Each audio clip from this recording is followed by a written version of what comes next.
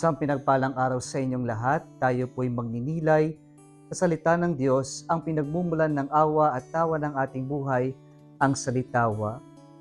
Mga kapatid, ano ba ang pinaka malaking regalo na iyong kinikilala na ibinigay ng Diyos at ito'y lubos na nagpapaalala sa iyo na ikaw ay pinagpala ng Diyos? Mga kapatid, sa ating ebanghelyo ngayon, tampok ang pagsilang kay Juan Bautista at marahil ito ang pinakamalaking biyayang tinanggap ng mag-asawang Elizabeth at Zacarias.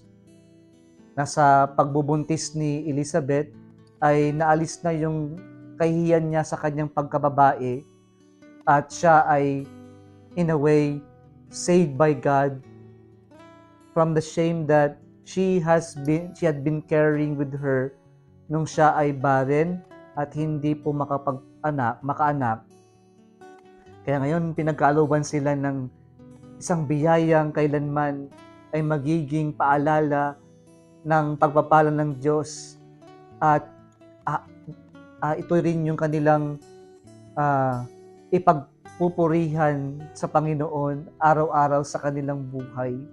Damang-dama natin marahil yung pasasalamat, yung galak ng mag-asawang ito na sila ay pinagkalooban ng napakalaking biyaya. At nung pinanganak po si Juan Bautista, akalain nila na ipapangalan siya sa ngalan ng kanyang tatay, parang junior. Pero ang sabi ng nanay, Juan, John ang pangalan. At tinudong nila si Zacarias na naging pipis simula nung pinagdudahan niya ang mensahe at sinabi niya, John is his name. Na ang ibig sabihin ng pangalan, God is gracious. Mga kapatid, sa buhay natin, totoo ang Diyos sobrang pagpalain tayo. Marami tayong biyaya natanggap. Kaya nga po, ang lahat ng mga nakarinig sa kwento na ito, ayon sa ating ebanghelyo ngayon, ay nagtaka o kaya naman napaisip, ano kaya ang magiging role ng bata na ito. Mga kapatid, sa buhay natin, ang buhay na tinanggap natin ay pagpapatunay na ito yung gift na napakalaki at sobra-sobra, biyaya ng buhay. At itong biyaya ng buhay na tinanggap natin ay paalala din na tayo ay pinagpala ng Diyos at isa rin paalala na bawat isa sa atin ay may purpose sa buhay. Kaya huwag natin sayangin ang buhay natin.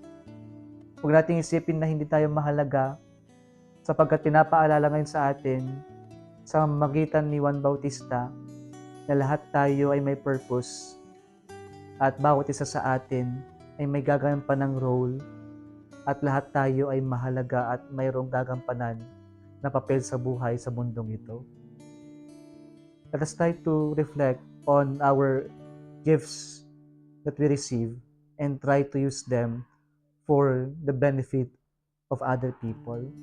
Kung nagustuhan mo ang video na ito, huwag kalimutang mag-like, i-share at mag-subscribe sa Salitaw Facebook page and YouTube channel. Muli sa pinagpalang araw sa inyong lahat.